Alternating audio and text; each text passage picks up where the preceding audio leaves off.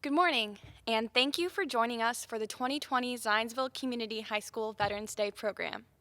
Today, a number of our students and performing arts staff have prepared a celebration of the veterans of our military services. On behalf of our entire student body, our staff, and the Zionsville community, it is our honor to present this program to you today.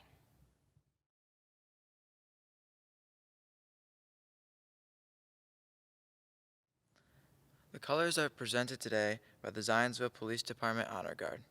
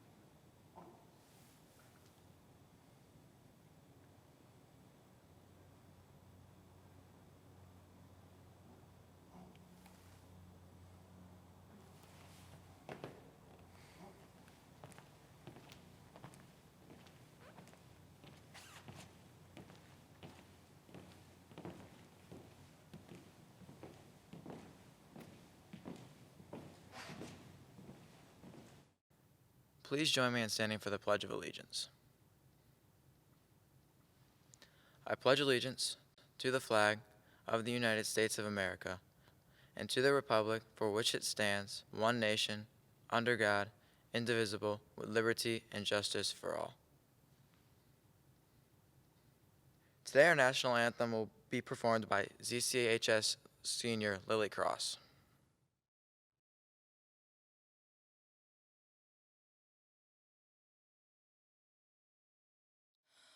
Oh, say, can you see by the dawn's early light what so proudly we hailed at the twilight's last gleaming, whose broad stripes and bright stars through the perilous fight o'er the ramparts we watched were so gallantly streaming, and the rockets' red glare, the bombs bursting in air, gave proof through the night that our flag was still there.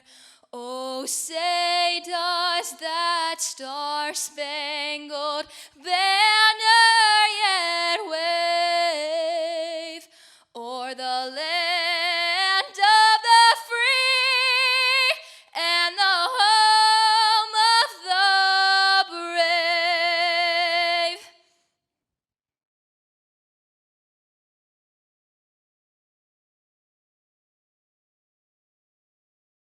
World War I, known at the time as the Great War, officially ended when the Treaty of Versailles was signed on June 28, 1919, in the Palace of Versailles in France.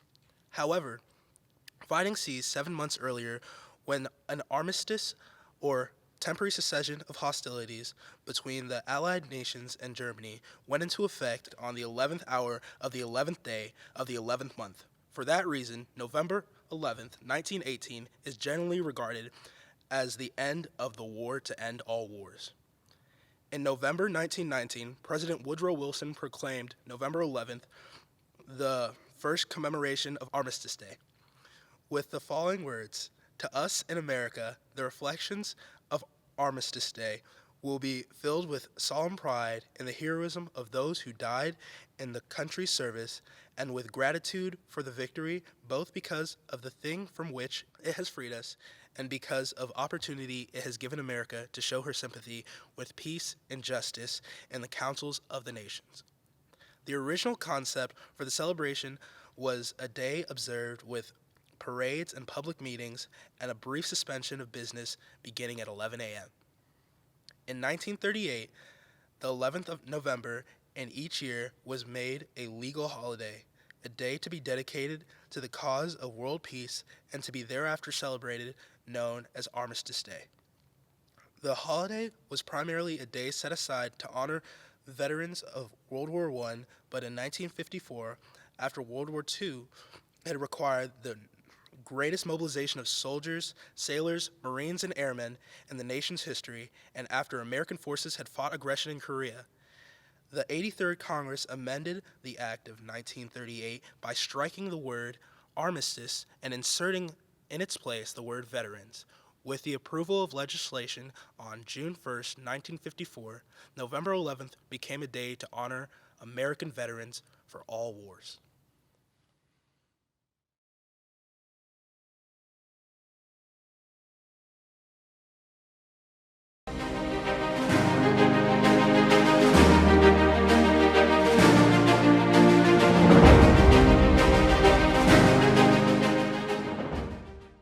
Hi, Scott Robinson here. I'm the superintendent of the Zionsville Community Schools, and I'm with my friend Heyman Fields. I've known Heyman for many years. He and I used to referee IHSA basketball together, and just a great guy with a lot of experience. And Heyman, could you tell us a little bit about your military service?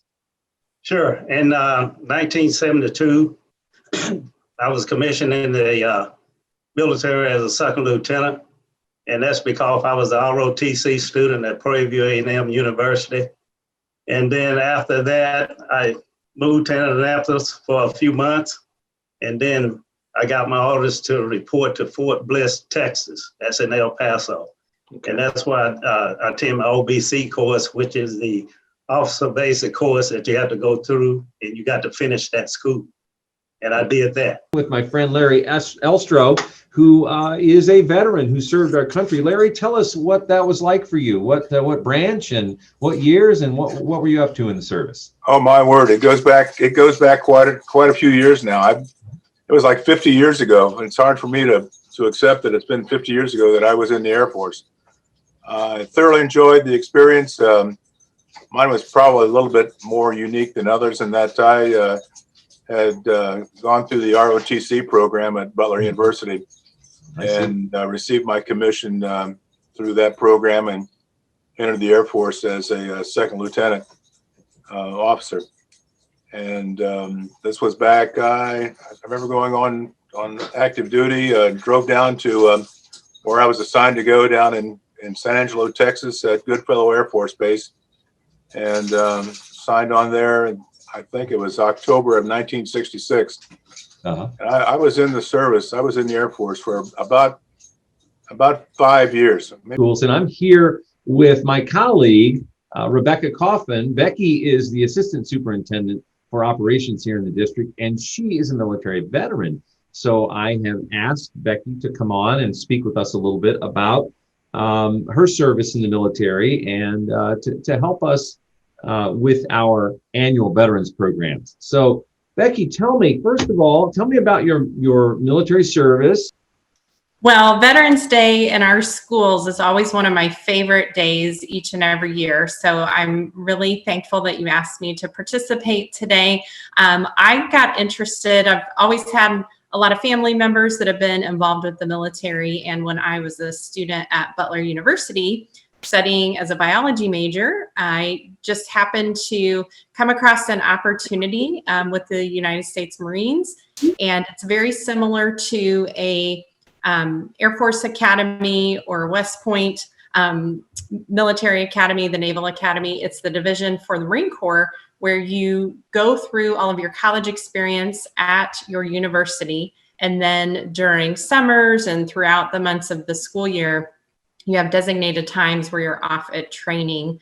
So it's also part of your college transcript. So I became interested when the opportunity presented itself, as I was thinking, is this a way for me with graduate school opportunities and beyond? So I was really felt honored to be selected to participate in the program. And I'm with Mr. Kenny Johnson, who served our country. And actually, I get to do a little bit of sidetrack and say that His wife is a former teacher here in the Zionsville schools, and his mother-in-law was the principal at Pleasant View and at Union Elementary. So, I mean, he's in the family. So it's great that he's with us. And I so appreciate, Kenny, that you'd come on. So tell me, Mr. Johnson, tell us about your service in the military, if you would, please. Yeah, no, absolutely. And so, I'm originally from Indiana. My father was in the military for 25 years, and so I grew up I was actually born at West Point, and Wow. it was just probably the right thing to go back to it. But I grew up in Indianapolis, but I did my undergrad at West Point, and that was the beginning of my military service. And after graduation, I had the opportunity to serve 6 years as a field artillery officer. And so my first experience was in Germany, and then I had the opportunity to serve our country in Afghanistan in a small outpost. It was called Camp Keating, or the Outpost. There's a film that was just made about the outpost, and so if you haven't seen it, I recommend it. It's a great kind of story about what happened at Camp Keating and what the soldiers went through during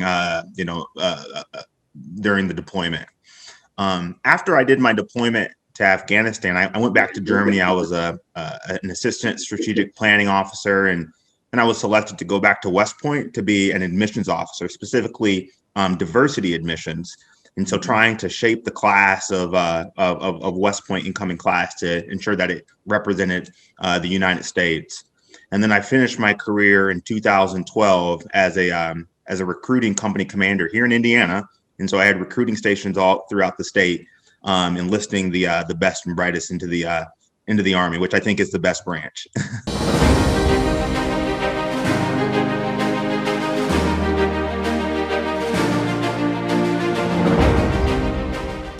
I think it's important for our K-12 students and all citizens of our country to learn the value and the sacrifice that individuals each and every day, peacetime, wartime, every single day, there are individuals in our country and around the world on aircraft carriers who are sacrificing their time with their family to keep all American citizens protected and citizens of other countries protected just through our various alliances. And I think it's important to take that time each year to pause and reflect on the hard work of so many people to keep peace across the globe.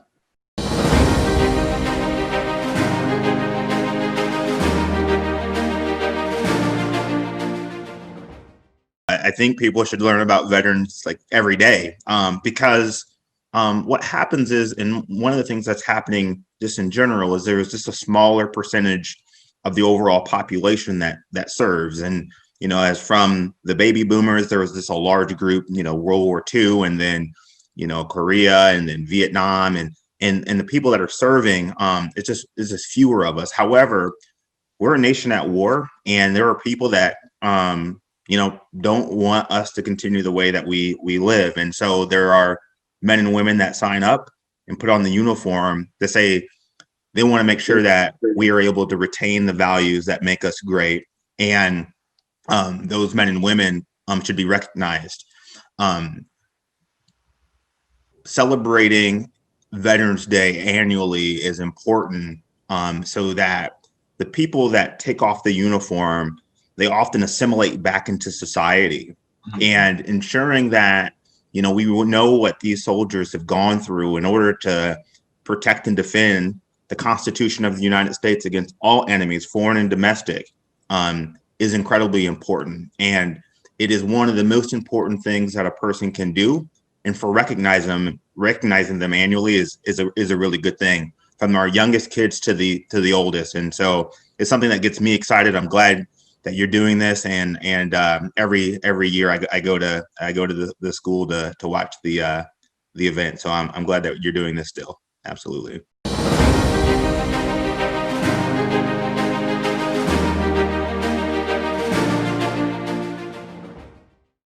The Corps of Engineers, they do many different things that when it comes down to it, we can build, roadways, we can do that.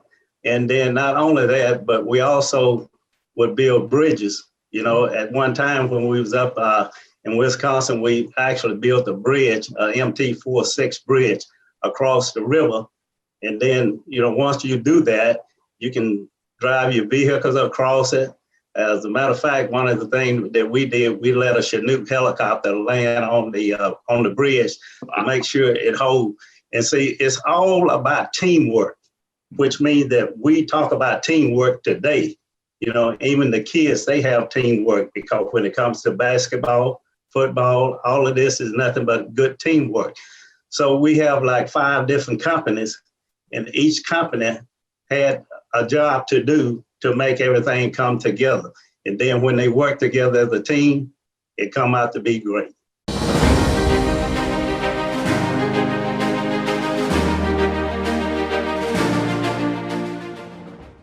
Gives you a sense of who the country is, what our background is, what our culture is all about, and it gives a chance for our citizens to serve our country in the military, which is a very, very important thing to do. It's what protects our freedom, and you also on the backside of this, you learn yourself from being in the service of how to accept training, how to accept responsibility, and how to grow as a person in life, from being someone fairly young in your teens to being away from home and learning what life's all about, and particularly having a chance to go overseas, as I was fortunate enough to be able to do.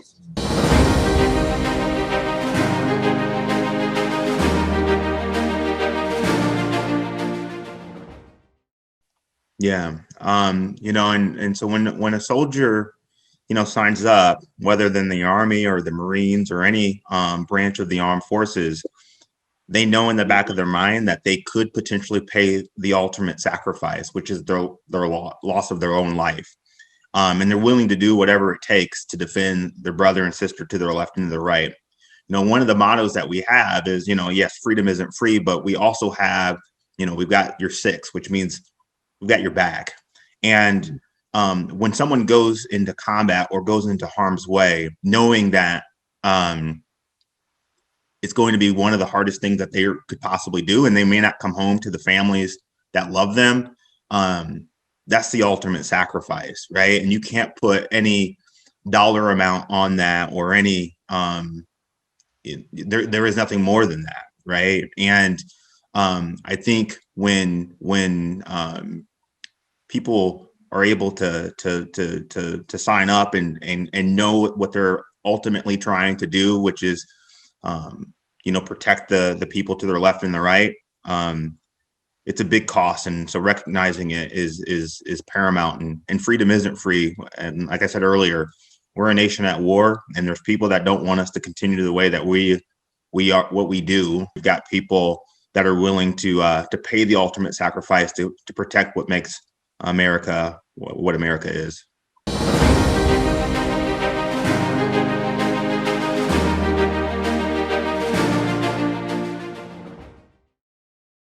Today, the Wind Ensemble will perform an American fanfare composed by Rick Kirby.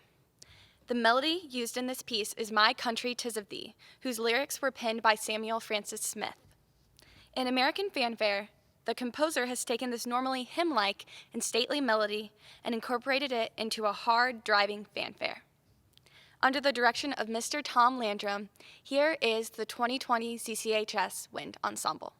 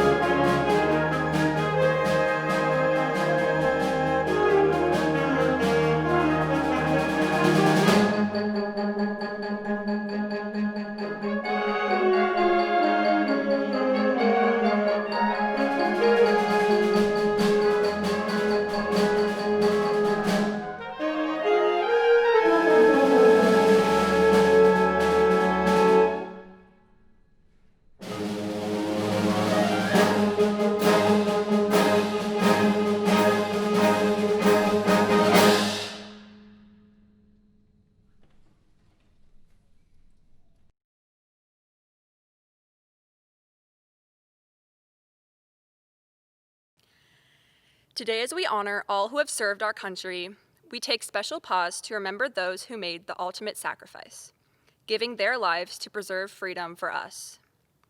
Please join me in remembering these fallen heroes as I read the poem, Eulogy for a Veteran, followed by the retiring of the colors and the playing of taps.